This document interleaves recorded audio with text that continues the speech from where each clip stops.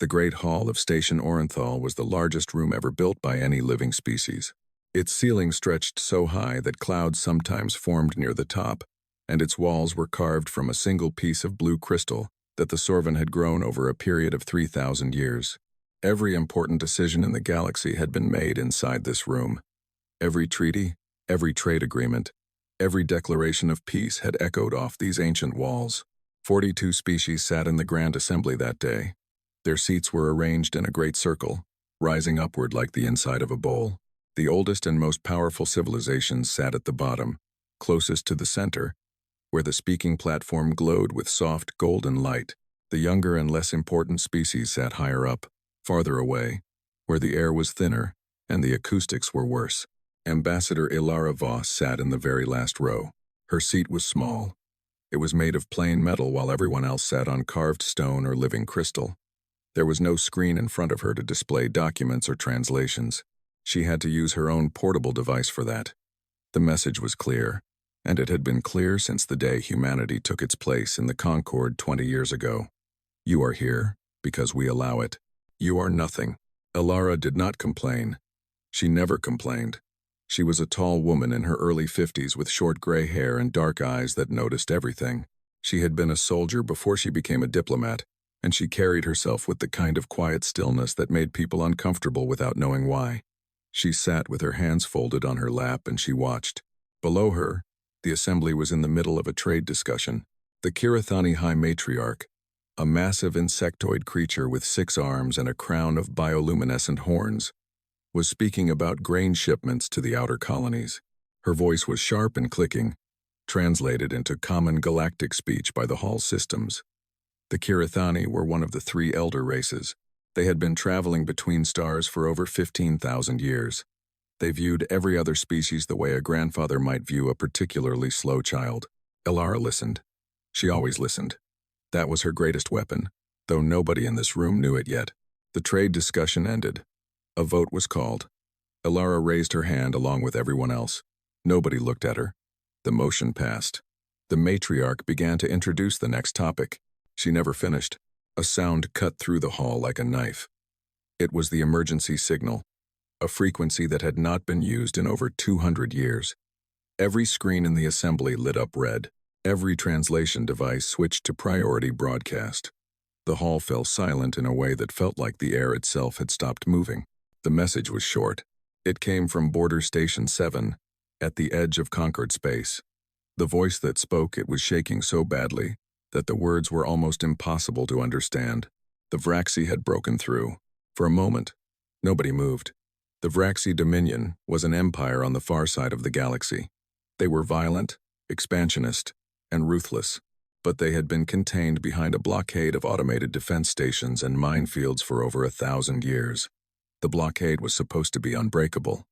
It was the greatest military achievement of the elder races. Every child in Concord space grew up being told that the Vraxi were locked away forever. The blockade was gone, destroyed in a single coordinated attack. The Vraxi were pouring through the gap with a fleet that the border station estimated at over 200,000 warships. The hall erupted. Ilara had seen panic before. She had seen it on the faces of soldiers and civilians during the food riots on Earth 30 years ago. But she had never seen it like this. These were the rulers of a galaxy. These were beings who controlled technologies that could reshape planets and move stars. And they were screaming. The Kirathani matriarch Sethis hammered her speaking staff against the platform so hard that it cracked the stone beneath it. Order was restored, but only barely. Representatives were shouting over each other. The Sorvan delegation, tall beings made of living crystal that shifted color with their emotions, had turned a deep and ugly red. The Delvhari, aquatic creatures who attended the assembly in floating water tanks, were churning their water so violently that foam spilled over the edges. Everyone had a plan. No one agreed with anyone else. The Kirathani demanded that all Concord fleets be placed under their command immediately. The Sorvan refused. They said the Kirathani had failed to maintain the blockade and could not be trusted with military leadership. The Delvhari argued that a diplomatic solution should be attempted first. A dozen smaller species demanded protection for their homeworlds. 3 delegations announced they were withdrawing from the Concord entirely. Hours passed. Nothing was decided. More emergency signals arrived. 3 border worlds had gone dark. An entire Sorvan battle fleet, over 800 ships, had engaged the Vraxi vanguard and been wiped out in less than 40 minutes. The crystal beings in the assembly turned from red to black when they heard this. Elara had studied their species enough to know that black meant grief beyond words. She stood up. Her movement was small and quiet, but her seat was equipped with a request light, and she pressed it. A tiny blue dot appeared on the speaking cue display at the center of the hall. It was at the very bottom of the list, below 37 other requests. Nobody noticed. She waited. More arguing. More panic. Another world went silent. The Kirathani matriarch proposed a full military draft across all Concord species. The Sorvan called it slavery. A fist fight nearly broke out between 2 delegations on the lower level. Elara pressed her request light again. The blue dot blinked. The matriarch noticed it this time. She paused in the middle of her speech and looked up at the human ambassador sitting alone in the highest, farthest seat. Her compound eyes glittered with something between amusement and contempt. "The representative from Earth wishes to speak," Cetus said. Her voice was perfectly calm and perfectly cruel. "Tell me, Ambassador, what could the infant species possibly offer to this discussion? You have been among the stars for barely a heartbeat. Your fleet consists of, what, a few dozen patrol ships? Perhaps you would like to offer us your thoughts and prayers." Laughter. Not from everyone, but from enough. The Kirathani delegation clicked their jaws in amusement. Several of the mid-tier species joined in, eager to align themselves with power. Elara looked down at the matriarch. Her face showed nothing. Not anger, not embarrassment, not hurt, just the calm, flat expression of someone who had already done the math and was satisfied with the answer. "I withdraw my request," Elara said simply. She sat back down. She folded her hands on her lap again, and while the assembly continued to tear itself apart around her, she quietly pulled out her personal communication device and typed a message. It was encrypted with a system that no alien species knew existed, routed through a network of hidden relay stations that stretched across human space like an invisible web. The message was 2 words long. Prometheus. Black. She sent it and put the device away. Then she continued to watch. 8 minutes later, on the planet Mars, 14,000 light-years away, a technician in a monitoring station received the message. He read it twice, then he read it a 3rd time because his hands were shaking and he wanted to make sure. He picked up a red phone that connected to exactly one place on the planet, a facility buried 3 kilometers beneath the surface of Hellas Basin, hidden behind layers of rock and metal and energy shields that made it invisible to every scanner in the galaxy. The phone rang twice before someone answered. Prometheus Station. This is Director Okafor. Ma'am, we have a black activation. Confirmed authentic. Ambassador Voss. There was a pause. When Director Okafor spoke again, her voice was steady but heavy, like someone picking up a weight they had always known they would have to carry. Begin full mobilization. All sectors, all assets. Wake them all up. Deep beneath the Martian surface, lights began to turn on. Not one at a time, but in waves, spreading outward from the central command hub like ripples in dark water.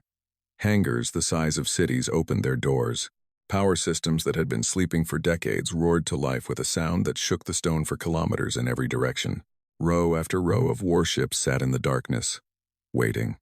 They were not beautiful. Galactic warships were works of art, with flowing lines and decorative hulls that reflected the culture of their builders. These ships were none of that. They were black. They were angular. They were covered in thick armor plating and weapon mounts that jutted out like the spines of some deep-sea creature. They looked like they had been designed by people who had stared into the worst darkness the universe had to offer and decided to stare back. A young officer stood at the observation window of the main hangar, watching as the fleet came alive around her. Ship after ship lit up, their engines glowing a deep and angry red. She had trained for this her entire career. Every simulation, every drill, every sleepless night had been preparation for the moment when this message would arrive. She whispered into her comm, and her voice carried across the entire facility. Wake them all up. And far away, in the great hall of Station Orenthal, Ambassador Elara Voss sat in her tiny metal chair and waited. with the patience of a species that had learned long ago that the most dangerous thing in any room was the one that everyone underestimated. 60 years before the Vraxi broke through the blockade, a small human exploration ship called the Wanderer made first contact with an alien civilization. The ship had been traveling through an uncharted system when it encountered a Delvhari science vessel. The meeting was awkward, confusing, and historic. Neither species could understand the other. The humans stared at the Delvhari through their view screens and saw creatures that looked like a cross between a dolphin and an octopus, floating in tanks of green water. The Delvhari stared back and saw pale, fragile-looking beings with only 2 arms and no visible natural weapons. Within a year, translation systems were developed. Within 5 years, humanity was invited to join the Galactic Concord. The elder races examined this new species with polite curiosity. The humans were clever, they agreed, resourceful, even. But they were so terribly young. Their technology was crude. Their ships were slow. Their population was small compared to civilizations that had been expanding for thousands of years. And then the Concord's intelligence agencies began to study human history. What they found disturbed them deeply. The reports were compiled by the Kyrathani Intelligence Bureau and classified at the highest level. They detailed a species that had spent most of its existence fighting itself. Not the careful, limited conflicts that the galaxy considered normal, where 2 sides met on an agreed battlefield and fought until an arbiter declared a winner. No, humans waged something the reports called total war. They burned cities. They poisoned land so nothing could grow. They split atoms and used the energy to destroy entire populations in a flash of light. They developed weapons that could kill silently, invisibly, spreading through the air like breath. The most disturbing finding was not any single weapon. It was the pattern. Every time humans developed a new technology, the first thing they did was figure out how to kill with it. Flight became bombers. Chemistry became poison gas. Physics became nuclear weapons. Computing became cyber warfare. It was not a flaw in their civilization. It was the foundation of it. The Kyrathani report concluded with a single recommendation. Classify humanity as a potential galactic threat and monitor them closely, but do not provoke them. The Concord agreed, quietly.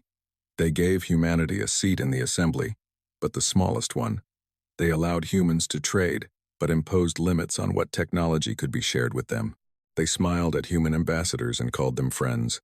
And behind closed doors, they made sure that this dangerous infant species never grew strong enough to be a problem. Humanity noticed all of this. The leaders of Earth held a secret meeting in the first year of Concord membership. Military commanders, intelligence chiefs, scientists, and diplomats gathered in a bunker beneath the Swiss Alps and spent 3 weeks studying everything humanity had learned about the galaxy.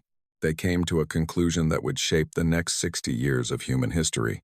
They were surrounded by civilizations that were older, more advanced, and more powerful. These civilizations had already decided that humans were dangerous but weak. If humanity revealed its true nature too soon, it would be contained, restricted, possibly destroyed. The galaxy had done it before to other species it considered threats. So humanity made a choice. It would play small. In public, human ships remained slow and lightly armed. Human colonies were modest.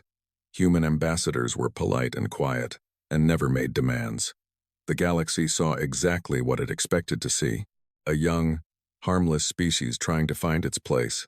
In private, everything was different. The Prometheus program began in the 5th year of Concord membership. It was the most ambitious military project in human history, and it was completely invisible. Hidden facilities were built on Mars, inside hollowed-out asteroids, on moons of gas giants, in places where no alien ship ever visited. Human scientists studied every piece of galactic technology they could get their hands on. They did not just copy it. They improved it. They combined alien energy systems with human weapon designs. They merged galactic shield technology with human armor philosophy. They took the elegant, refined tools of civilizations that had known peace for millennia, and they made them into instruments of war, because that was what humans did. They always had. Admiral Drenan remembered the day he first saw the Prometheus fleet. He had been a young captain then, just 30 years old, with a fresh scar across his jaw from a mining colony riot, and a reputation for being the kind of officer who solved problems that other officers pretended did not exist. He had been recruited personally by Director Okafor and brought to the Mars facility blindfolded. When they removed the blindfold, he was standing on an observation platform overlooking a hangar that stretched beyond the limits of his vision. Ships filled it from wall to wall. Thousands of them. Destroyers, cruisers, carriers, dreadnoughts. All of them built in secret over decades. All of them painted black. All of them designed with a single philosophy that Drenan understood in his bones the moment he saw them. These ships were not built to explore. They were not built to trade. They were not built to impress or to intimidate. They were built to win. Now, 60 years later, Admiral Drenan stood on the bridge of the UHS Wrath of Terra, the flagship of the First Expeditionary Armada, and he felt the ship humming beneath his feet like a living thing waking from a long sleep. He was 63 years old. His hair was white. The scar on his jaw had faded to a thin silver line, but his eyes were the same as they had always been. Sharp, steady, and completely without mercy for anyone who threatened his people. "Status report," he said. His executive officer, Commander Yuki Tanaka, pulled up a holographic display. "All 32 battle groups are reporting combat ready. Admiral, that is 3,000. 214 warships. Full ammunition stores. Full fuel. All crews at stations. Fighter wings. 40,000 strike craft loaded and ready for launch. Marines. 600,000 ground combat personnel across the fleet. Powered armor charged. Drop pods loaded." Drenan nodded. He looked at the display, showing the fleet spread out across the hidden staging area behind Jupiter. 3,000 warships. It was a force larger than anything the Concord had ever assembled. And it was only the first wave. "Open a channel to all ships," he said. The comm officer nodded. A moment later, Drenan's voice was being heard on every ship in the fleet. In engine rooms and gun batteries. In mess halls and medical bays. In the cramped cockpits of fighter craft. And the heavy drop pods of marine assault teams. Every human being in the fleet stopped what they were doing and listened. "This is Admiral Drenan. 60 years ago, we joined a galaxy that looked at us and saw nothing. They saw a young species, a weak species, a species that could be ignored and mocked and pushed into the smallest corner of the room. And we let them believe it. We let them believe it because we knew something they did not. We knew that the day would come when the galaxy would need what only we could give. Not our diplomacy, not our trade goods, not our pretty words. They would need the thing that every species in this galaxy is afraid of, the thing they pretend does not exist in their perfect, civilized universe." He paused. The silence across the fleet was absolute. They would need warriors, real warriors, the kind that are forged in fire and blood and 10,000 years of fighting for survival on a world that tried to kill us every single day. That day has come. The Vraxi are burning their way through Concord space, and the elder races are sitting in their assembly hall crying about it. They laughed at us. They dismissed us. They put us in the back row and told us to be quiet. His voice dropped lower, harder. "Today, we move to the front." The fleet erupted. Not in cheers, exactly. Humans did not cheer before battle. It was something deeper, a sound that came from the gut, a low roar that built and built until it vibrated through the metal bones of every ship. It was the sound of 3 million people who had been holding their breath for 60 years finally letting it out. Meanwhile, on Station Orenthal, the Grand Assembly had been in emergency session for 3 straight days. Representatives slept in their seats. Food was brought in. The Vraxi advance continued. 2 more worlds had fallen. Refugee ships were flooding the inner systems. The Concord's combined fleet had been assembled, but it was too small and too disorganized to stop what was coming. Alara Voss had spent those 3 days in silence. She attended every session. She listened to every speech, every argument, every desperate proposal. She watched civilizations that had ruled the stars for 10,000 years fall apart in front of her. And she waited. On the morning of the 4th day, she stood up. The hall was quieter now. The panic had been replaced by a kind of hollow exhaustion. When Alara pressed her speaking light, the matriarch looked up at her with tired compound eyes and waved a hand. "Speak, Ambassador." Alara walked down the long steps to the speaking platform. Every eye in the hall followed her. She was small, compared to most of the beings in this room. A fragile-looking creature with no claws, no armor, no venom, no natural weapons of any kind. She reached the platform and stood in the golden light and looked out at the assembled rulers of the galaxy. "Humanity is ready to join the war," she said. There was a ripple of reaction. Some relief, some confusion. A few of the elder species exchanged glances that clearly said the same thing. How kind, how cute. The little species wants to help. Every ship counts, of course. The matriarch nodded with what she probably thought was generosity. "The Concord welcomes any contribution.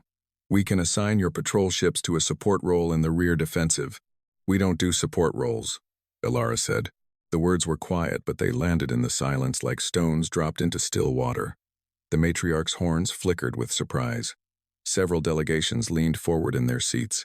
Ilara looked directly at the matriarch with those dark, steady eyes. "You asked me once what the infant species could offer. I told you I withdrew my request. I did not say I had no answer." She touched her communication device. A holographic display appeared above the speaking platform, visible to every being in the hall.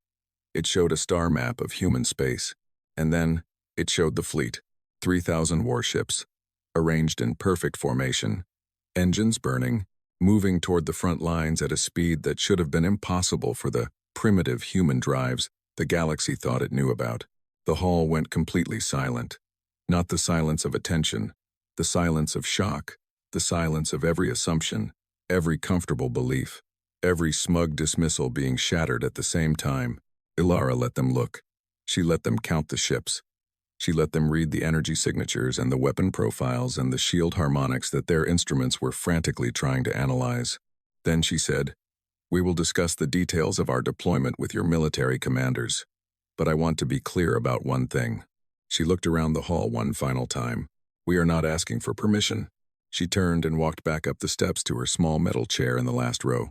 Behind her, the hologram of the human fleet continued to burn in the air above the platform, and for the first time in 10,000 years, the Grand Assembly of the Galactic Concord had absolutely nothing to say. The Veila corridor was a narrow stretch of navigable space between two massive nebulae. It was the only safe route from the outer territories to the core systems of the Concord. Whoever controlled the corridor controlled access to the heart of galactic civilization. Every strategist in the Concord knew this. The Vraxi knew it too. Admiral Thovan of the Delphari Navy floated in his command tank on the bridge of the flagship Tide of Ages and stared at the tactical display with all 6 of his eyes. What he saw made his stomach turn in ways that his species was not supposed to be capable of. The Concord Defense Fleet held a position at the narrowest point of the corridor. It was an impressive force on paper. 1,200 warships from 9 different species, each one a masterpiece of galactic engineering. Sorvan crystal cruisers that could bend light into weapons, Kirathani hive carriers that launched swarms of automated fighters, Delphari wave ships that used gravitational pulses to crush enemy hulls. Elegant, sophisticated, beautiful. On the other side of the corridor, the Vraxi armada stretched across the tactical display like a dark stain. 6,000 warships, 5-to-1 odds. Their ships were ugly and brutal, covered in spikes and heavy armor, designed by a species that had spent its entire existence conquering and consuming. They had smashed through every defense the Concord had put in their path. They had destroyed worlds. They had eaten the populations of colonies that surrendered, because to the Vraxi, surrender meant you were food.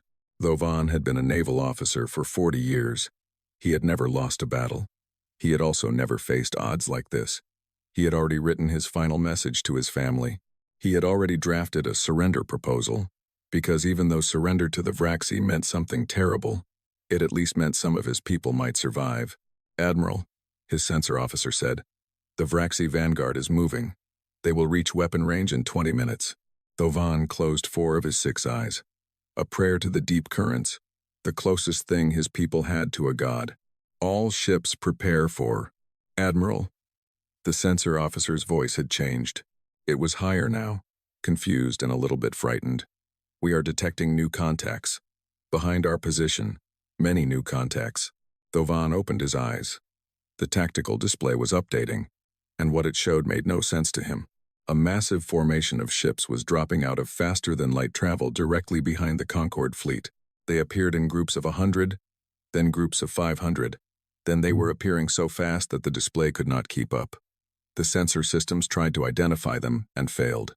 They did not match any known Concord design profile. They were black. They were angular. They had no decorative features, no species markings, no cultural flourishes. They were covered in armor plating so thick that the sensors could barely read what was underneath.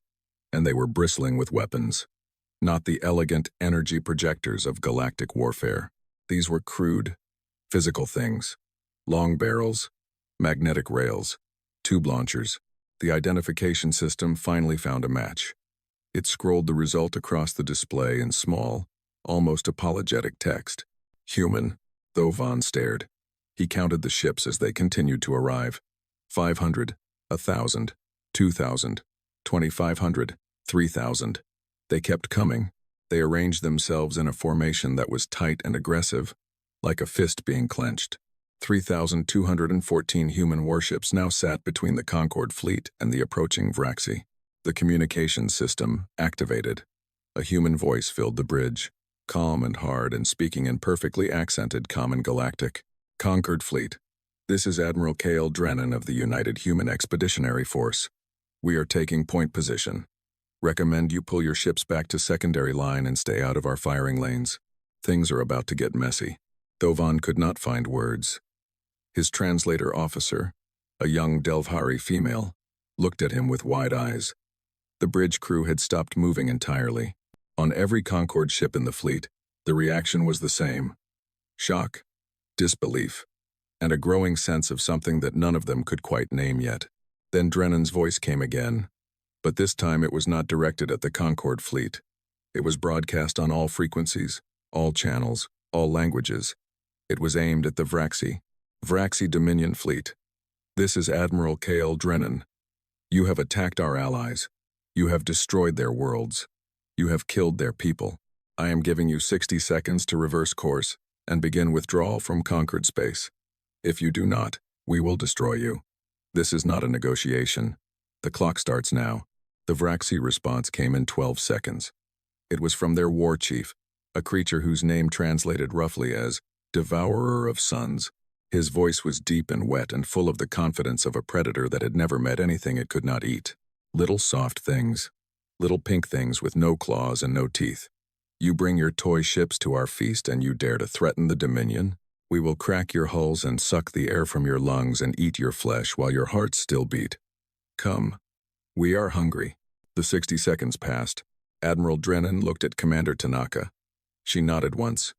He turned to the weapons officer. All ships. Weapons free. What happened next was something that the galaxy would talk about for the next 1,000 years. Military academies across 100 worlds would study it. Historians would write about it. Poets would try to capture it. None of them would succeed, because none of them could truly convey what it felt like to watch humanity go to war. The human fleet moved forward as a single mass. No elegant maneuvers, no spreading formations. They drove straight at the Vraxi, like a hammer being swung at a wall. And as they closed the distance, they opened fire. Railguns, thousands of them. Every human warship carried batteries of magnetic accelerators that hurled slugs of tungsten and depleted uranium at speeds that were a meaningful fraction of the speed of light. The galaxy had abandoned kinetic weapons 10,000 years ago. They were considered primitive, brutal, and uncivilized. Energy weapons were cleaner, more precise, more elegant. The Vraxi shields were designed to absorb energy. They were very good at it. They were not designed to stop a 100-kilogram piece of metal traveling at 60,000 kilometers per second. The first volley hit the Vraxi vanguard like a wall of invisible death. Ships that had shrugged off energy beams from Concord fleets were torn apart. Their shields flickered and failed. Their armor crumpled. Some simply exploded. Others broke into pieces that tumbled through space, dark and silent. The Vraxi formation staggered. But they were warriors, and they recovered quickly. They returned fire with everything they had. Energy beams and plasma torpedoes and graviton bombs poured toward the human fleet in a storm of light and fury. The human ships took hits. Their armor blackened and dented and cracked. But it held. It held because human armor was not designed to be light or elegant or efficient.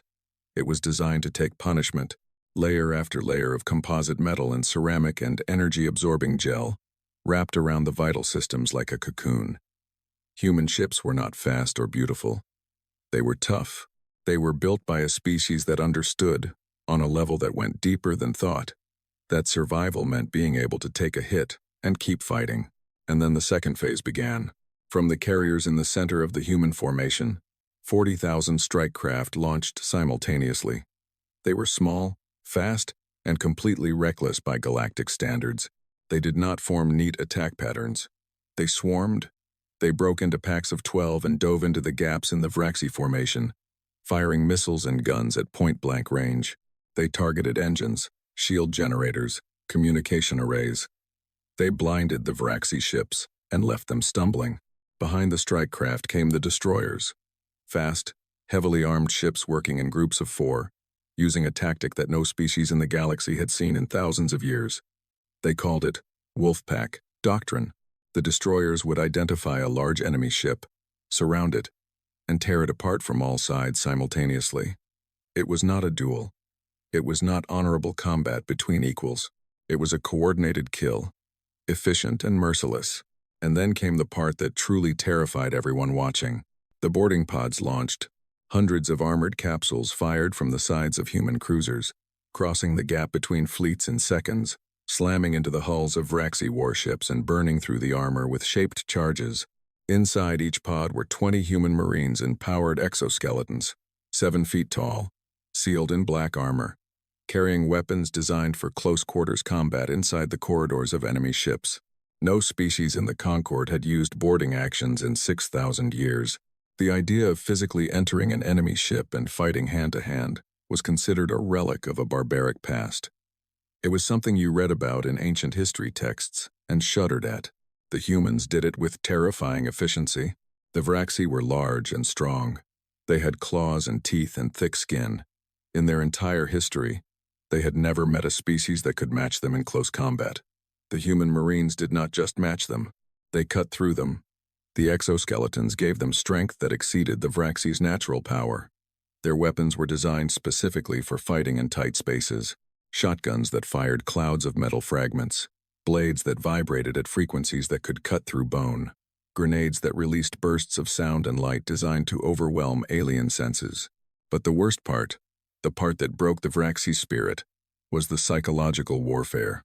The human electronic warfare ships hacked into the Vraxi communication network and began broadcasting the sounds of the boarding actions back to every ship in the enemy fleet. The screams, the gunfire, the sound of Vraxi warriors, who had never known fear, begging for mercy in their own language. The Vraxi line broke in 90 minutes. The orderly formation dissolved into chaos as ships tried to flee. The human fleet did not let them go easily. Wolfpack groups chased down stragglers.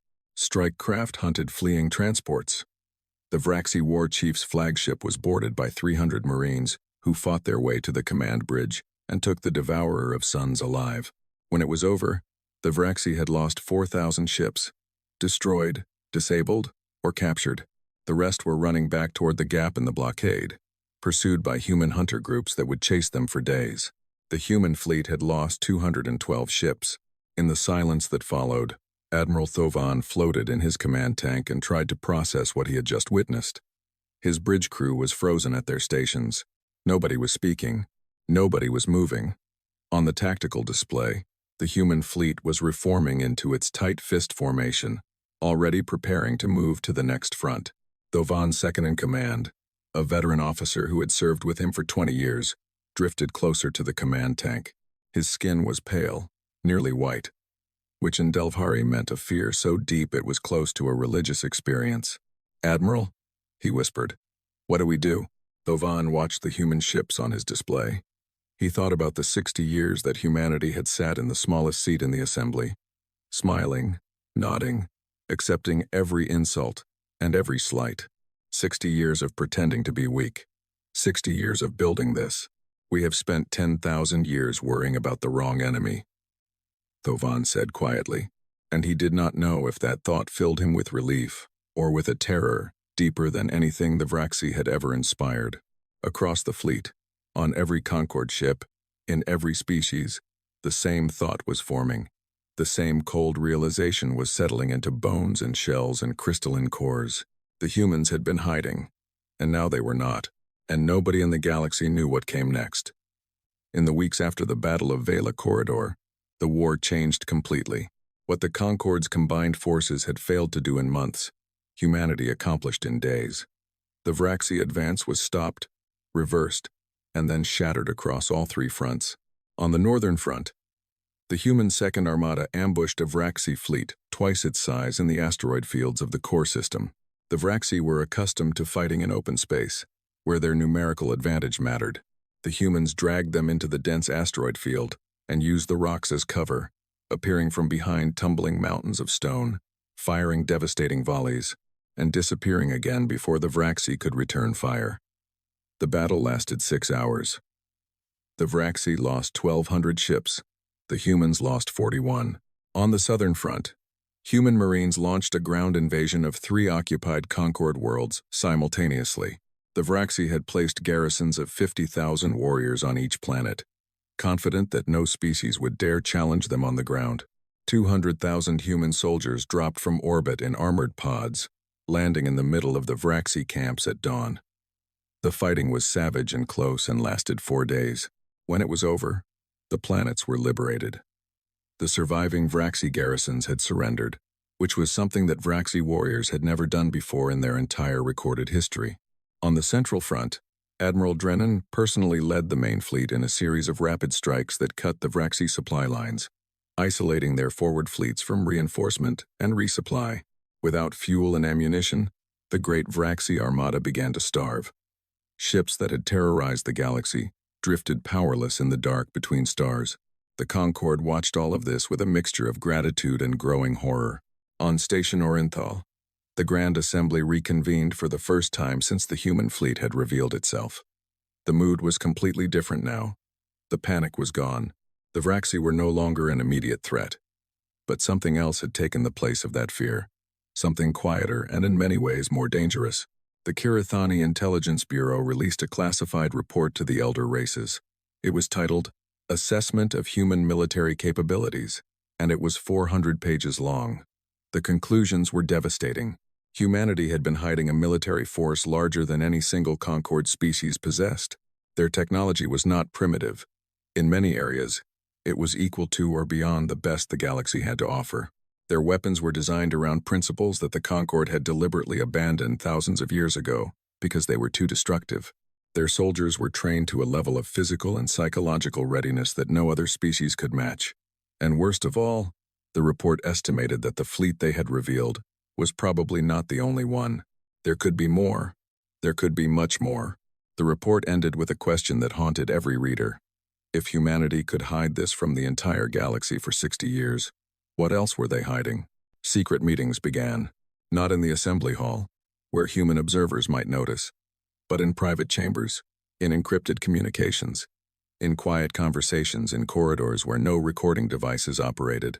The Kirathani matriarch Sethis hosted the first gathering. Representatives of the Sorvan, 3 mid-tier military powers, and 2 intelligence agencies attended. They spoke in low voices and careful words, but the meaning was clear. Humanity was now the most dangerous species in the galaxy. The Vraxi had been a threat because of their aggression, but the Vraxi were predictable. They attacked, they consumed, they expanded. It was simple. Humanity was something else entirely. A species that could hide in plain sight for 60 years, that could build an army in secret while smiling at its neighbors, that could wage war with a creativity and brutality that made the Vraxi look like amateurs. The Sorvan delegate, a crystal being whose colors shifted from dark blue to near black as he spoke, proposed a containment strategy. After the war, the Concord should impose strict limits on human military expansion. Inspectors should be sent to human space. Weapons should be controlled. If humanity refused, the Concord should be prepared to use force. The Kirathani went further. Sethis suggested that preemptive action might be necessary. She did not use the word attack. She did not need to. Not everyone agreed. The Delvari refused to participate in the meetings entirely. Their counselor, a diplomat named Rethan, called the conspiracy foolish and dangerous, but his objections were noted and ignored. The elder races had made up their minds. Humanity would be dealt with. Counselor Rethan did something that he knew could end his career, and possibly his life.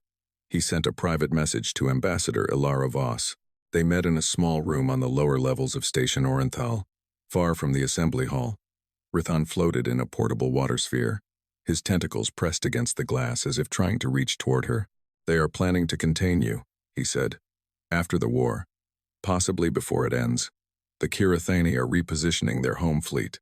The Sorvan have activated their reserve forces. They are more afraid of you now than they ever were of the Vraxi." Ilara sat in a plain chair, her hands folded in her lap the way they always were. Her face showed nothing. But Rithon had spent enough time with humans to know that this stillness was not calm. It was control. It was a person holding back an ocean of emotion through pure force of will. "How many species are involved?" she asked. "At least 12, possibly more. Cephas is leading it, but the Sorvan are providing the military planning." Ilara was quiet for a long time. Then she said, "Thank you, Rithon. You are a good friend. I am a frightened friend," he replied. "Ilara, I watched the recordings from Veila. I watched your ships tear the Vraxi apart. I watched your soldiers board enemy vessels and fight with their hands. I have studied your history. I know what your species is capable of, and I still believe that you are better than what they fear. But you need to prove it. Not to me, to everyone." After Rithon left, Ilara sat alone in the small room for a long time. She thought about the 60 years of insults, the small seat, the laughter. She thought about the soldiers who were dying right now to save the same civilizations that were secretly plotting against them. She thought about what it would mean if this new conspiracy succeeded. Humanity, boxed in, controlled, treated as a weapon to be used and then locked away. She was angry. She allowed herself to feel that. It was a cold anger, the kind that did not burn but froze, that made everything clearer and sharper and more precise. Then she called Admiral Drenan. The conversation happened over an encrypted channel, with Ilara on the station and Drenan on the bridge of the Wrath of Terra. The fleet was between engagements, using the brief pause to repair damage and resupply. Drenan looked tired. There were dark circles under his eyes and a new weariness in his face that Ilara had not seen before. "I know about the conspiracy," he said before she could speak. "Our intelligence people intercepted the Kirathani communications 2 days ago, and my tactical staff has already drawn up response plans. If the Concord moves against us, we can defend ourselves. We can do more than defend ourselves. That is not why I called, Kale." He looked at her through the screen. They had known each other for 30 years. She had been the one to recommend him for the Prometheus command. He trusted her more than anyone alive. "I am worried," he said quietly. "Not about the aliens. About us. Tell me." He leaned forward. 3 days ago, one of my captains destroyed a Vraxi transport ship that was broadcasting a surrender signal. 6,000 Vraxi on board. Soldiers, yes, but they were trying to give up. He destroyed them anyway. When I asked him why, he said they deserved it for what they did to the border colonies. Ilara said nothing. "I have officers who are keeping trophies. Pieces of Vraxi armor, weapons, other things. I have soldiers who volunteered for boarding duty not because it was necessary but because they wanted to fight the Vraxi face to face. They wanted to feel it. The training simulations did not satisfy them anymore." He paused. His jaw tightened around the old scar. "We built these people to be weapons, Ilara. We trained them to be the thing the galaxy was afraid of. And they are very, very good at it. Maybe too good. I look at some of them, and I do not see soldiers. I see something else. Something that enjoys this. The silence between them stretched across light years. The galaxy sees what we can destroy," Ilara said slowly. "Now we need to show them what we can build." "How?" "The Vraxi are broken. They cannot win. It is only a matter of time before they realize it. When they do, they will look for a way out. And when that moment comes, I need you to give me something that no one in this galaxy expects from us." "What?" "Mercy." Drenan stared at her. She stared back. Two humans, separated by the vastness of space, carrying the weight of their entire species on their shoulders. "Can you do that, Kale? Can you hold them back? Can you keep us human?" He did not answer for a long time. When he did, his voice was rough. "I will try. Trying is not enough. Then I will do it. But Ilara, if the Concord moves against us while we are showing mercy to the Vraxi, We will be caught between two enemies. I know, she said. That is why the mercy has to be so overwhelming that even our enemies cannot deny what it means. She ended the call and sat in the dark room and closed her eyes. Somewhere out there, the Vraxi Dominion was dying. Somewhere out there, the Concord was planning to betray humanity. And somewhere in between, 3 million human soldiers were fighting a war that would determine whether their species would be remembered as saviors or as monsters. The next morning, a transmission arrived at Station Orenthal. It did not come through Concord channels. It was sent directly to the human embassy, on a frequency that bypassed every relay and filter in the system. It was from the Vraxi Dominion, from the Council of War Chiefs, the highest authority in their civilization. They wanted to surrender, but not to the Concord, not to the Kirithani or the Sorvan or any of the elder races who had kept them locked behind a blockade for 1,000 years. They wanted to surrender to the humans, only the humans. When the news reached the Grand Assembly, the silence that fell was deeper than anything that had come before. Every species in the room understood what this meant. The Vraxi, the most feared military power the galaxy had ever faced, had looked at every civilization in the Concord and decided that only one was worthy of receiving their surrender. The infant species, the ones in the back row, the ones with the small chair. Ilara Voss sat in that small chair and felt the weight of every eye in the room pressing down on her. She did not smile. She did not gloat. She simply folded her hands in her lap and began to think very carefully about what would happen next, because what happened next would determine whether humanity earned its place among the stars, or became the very thing the galaxy feared. The Vraxi homeworld was called Carr. It was a brutal planet, larger than Earth, with twice the gravity and an atmosphere thick with volcanic ash. The oceans were acid. The forests were made of stone. Everything on Carr that was alive had survived by being tougher, meaner, and more relentless than everything else. The Vraxi were the apex predators of a world where being an apex predator meant fighting every single day just to exist. Ilara Voss looked down at Carr from the observation window of the diplomatic shuttle and understood, for the first time, why the Vraxi were what they were. They had not chosen violence. They had been made by it, just like humanity. The shuttle descended through the clouds of ash. It was a small craft, unarmed, carrying Ilara, a team of 4 diplomats, a translator, and a single squad of Marines, serving as a formal honor guard. Admiral Drenan had wanted to send a full battle group as escort. Ilara had refused. If I go to their world surrounded by warships, I am a conqueror accepting tribute, she had told him. If I go alone, I am something they have never seen before, something they do not have a word for. And if they kill you, then you will have your war. But I do not think they will. The shuttle landed on a platform of black stone in the center of the Vraxi capital. The city around it was massive and ancient, built from the same dark rock as the planet itself. Towers rose like jagged teeth against the red sky. There were no windows.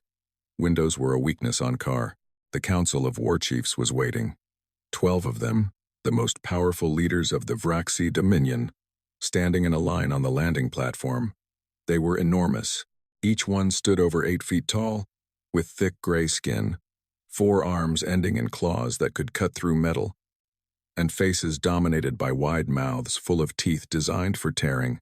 They wore armor made from the bones of creatures they had killed, and each of them had scars covering every visible part of their body. Behind them, stretching back into the city, were thousands of Vraxi warriors. They stood in silent ranks, their weapons lowered but not surrendered. They watched the shuttle door open with eyes that burned with something between hatred and curiosity. Ilara stepped out. She was 5 feet 8 inches tall. She weighed 140 pounds. She had no armor, no weapons, no claws, no teeth worth mentioning. She wore a simple dark suit and flat shoes. Her gray hair was cut short. Her hands were empty. She walked across the black stone toward the 12 war chiefs, and every step she took was watched by a species that respected nothing in the universe except strength. The lead war chief stepped forward. He was the oldest of them, a scarred giant whose name translated as Stone that Breaks the River. He had replaced the Devourer of Suns, who was still a prisoner on a human ship. Stone that Breaks the River looked down at Ilara with an expression that might have been contempt or might have been wonder. With the Vraxi, these two emotions looked very similar. "You are small," he said. His voice was deep enough to vibrate in Ilara's chest. Yes, she said. You have no weapons. No. You come to the heart of the Dominion with no fleet, no army, no protection. My warriors could tear you apart before your next breath. Yes, they could. The war chief leaned closer. His breath was hot and smelled of iron. Then why are you not afraid? Elara looked up at him. She had to tilt her head far back to meet his eyes. Because I did not come here to threaten you. I came here to offer you something that no one in this galaxy has ever offered the Vraxi people. And what is that? A future. The surrender ceremony was simple. The Vraxi did not believe in elaborate rituals. Stone that breaks the river laid his weapon, a massive curved blade that had been in his family for 9 generations, on the ground at Elara's feet. The other war chiefs followed, 12 blades on the black stone. Behind them, the thousands of warriors watched in absolute silence. Some were shaking, not with cold. Vraxi did not feel cold. They were shaking with the effort of doing something that every instinct in their biology screamed against. They were submitting to a creature they could crush with one hand. Elara did not pick up the blades. She did not stand over them in triumph. Instead, she knelt down, which caused a ripple of confusion through the Vraxi ranks, and she pushed the blades back toward the war chiefs. Keep them, she said. Your warriors earned these weapons through generations of sacrifice. I am not here to take your honor. Stone that breaks the river stared at her. In his entire life, spanning over 100 years of warfare and conquest, no enemy had ever refused to take the weapons of the defeated. It was unthinkable. The blades were the symbol of surrender. To refuse them was to say that the surrender itself was not what mattered. Then what do you want? He asked. And for the first time his voice was not a growl but a genuine question. Elara stood back up. She reached into her jacket and pulled out a data tablet. On it were the terms she had spent 3 sleepless nights writing. Your military fleet will be dismantled. Your offensive weapons systems will be destroyed. These things are not negotiable. You attacked our allies and killed millions of their people. There must be accountability for that. The war chiefs tensed. This was what they had expected. The punishment, the chains. But, Elara continued, and the word hung in the smoky air like something alive. Your people will not be occupied. Your culture will not be suppressed. Your homeworld and colonies will remain under your own governance. Humanity will provide reconstruction aid to repair the damage caused by the war.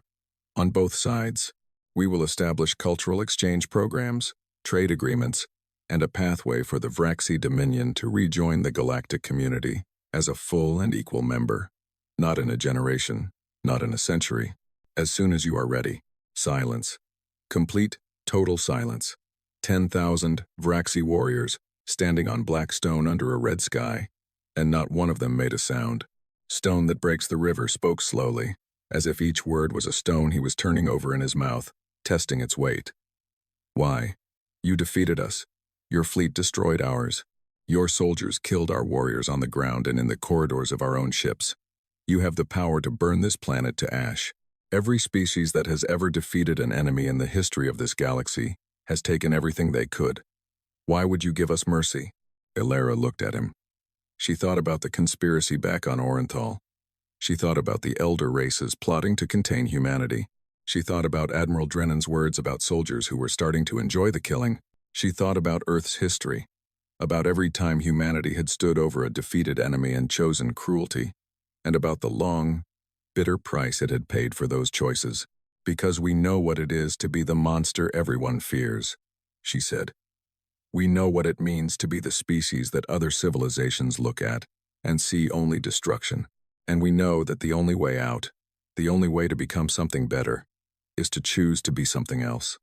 Not because it is easy, not because it is safe, but because it is right.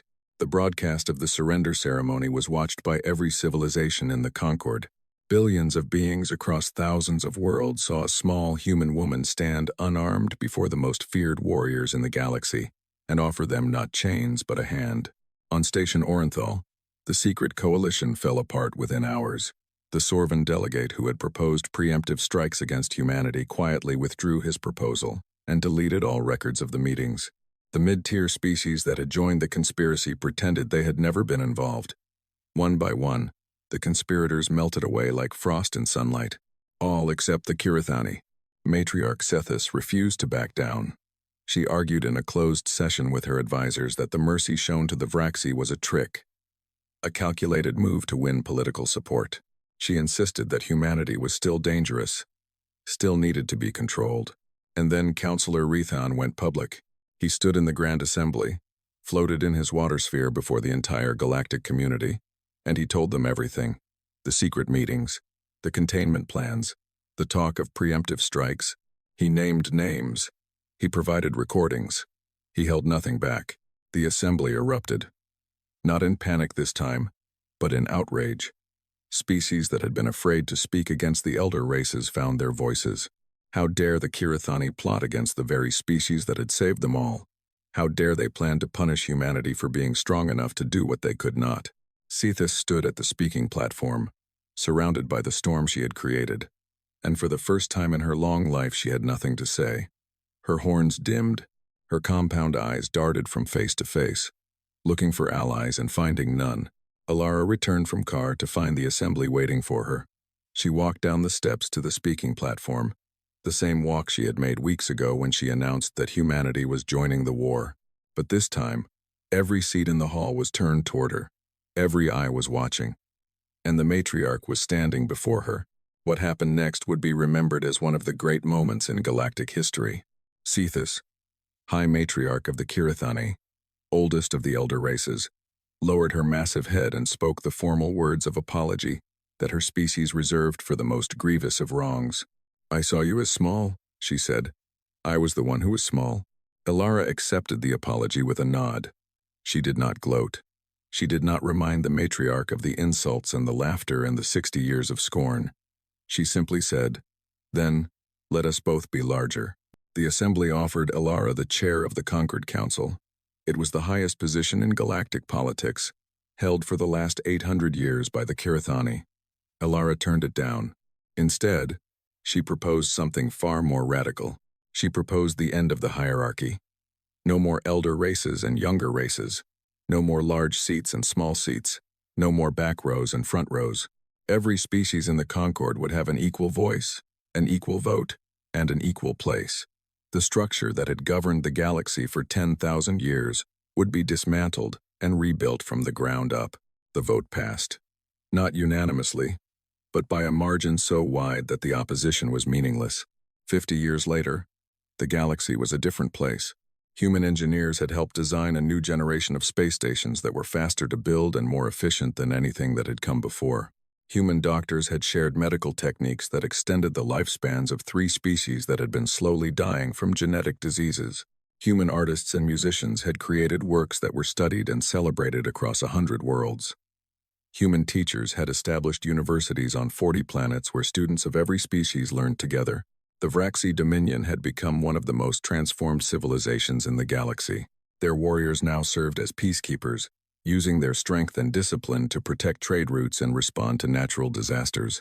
Stone that breaks the river, old and scarred but still standing, served as the Vraxi ambassador to the Concord. He and Alara exchanged messages regularly. They had become something that neither of their species would have believed possible a century ago. They had become friends. Admiral Drenan had retired to a small house on the coast of New Zealand. He spent his days fishing and his evenings writing a memoir that he swore he would never publish. The captain who had destroyed the surrendering transport had been court-martialed and removed from service. The soldiers who had kept trophies had been counseled, disciplined, and watched carefully. Some had recovered, some had not. Drenan thought about them often. They were the price of what humanity had done, and he refused to let anyone forget it. Councillor Drenan had become the most famous diplomat in the galaxy. His decision to expose the conspiracy had made him a hero to the younger species and a symbol of courage to everyone who believed that honesty mattered more than power. He had never married, never sought political office, never asked for any reward. When people asked him why he had risked everything, he always gave the same answer. Because it was the right thing to do. And because a human taught me that sometimes the right thing is the only thing. Alara Voss had died 3 years after the reformation of the Concord. Quietly, in her sleep, in a small apartment on Station Orenthal that she had refused to leave even when they offered her a palace. She was 68 years old. The galaxy mourned her in ways that no human had ever been mourned before. Every species, from the Kirathani to the Vraxi, lowered their flags. Ships across the galaxy dimmed their lights for a full day. They built a statue of her in the Grand Assembly Hall. Not a warrior, not a general standing over a defeated enemy. A woman, seated, with her hands folded in her lap and one hand extended, open and empty, the way she had always been, ready to listen, ready to reach out, ready to offer something better. 50 years after the war, a young Kirathani student visited the statue for the first time. She was small for her species, with bright horns and curious compound eyes that reminded her teacher of someone, though the teacher could not say who. The class gathered around the base of the statue, and the teacher, an old Kirathani historian who had lived through the war, told them the story. She told them about the Vraxi invasion and the panic that had gripped the galaxy. She told them about the small woman in the back row who had sent a message that changed everything. She told them about the fleet that appeared from nowhere and the battle that shook the stars. She told them about mercy offered to enemies and forgiveness given to those who did not deserve it. The young student looked up at the statue, at the open hand reaching out toward the light that fell through the crystal ceiling, and she asked the question that every young person asks when they hear this story. Were they really that scary? The teacher was quiet for a moment. She thought about the recordings she had watched of the Battle of Veila corridor. She thought about the sound of human railguns and the sight of boarding pods slamming into enemy ships. She thought about a species that had been born on a world of fire and flood and earthquake and ice, that had survived by being the most stubborn, most creative, most terrifyingly adaptable form of life the universe had ever produced. And then she thought about the statue, the open hand, the quiet woman who had walked unarmed into the heart of an empire and offered peace instead of punishment. Yes, the teacher said. They came to the galaxy as strangers. They fought like demons. But they always chose to be kind. And that is why we remember them. Not for the wars they won, but for the peace they built. The young student nodded slowly. She reached out one of her 6 hands and touched the base of the statue, where words had been carved in every language the galaxy had ever spoken. The words were simple. We came in peace. We fought for survival. We stayed for each other. And high above, through the crystal ceiling of the greatest hall ever built, the stars burned on, as they always had, as they always would, watching over a galaxy that had finally, after 10,000 years of trying, learned what it truly meant to be strong.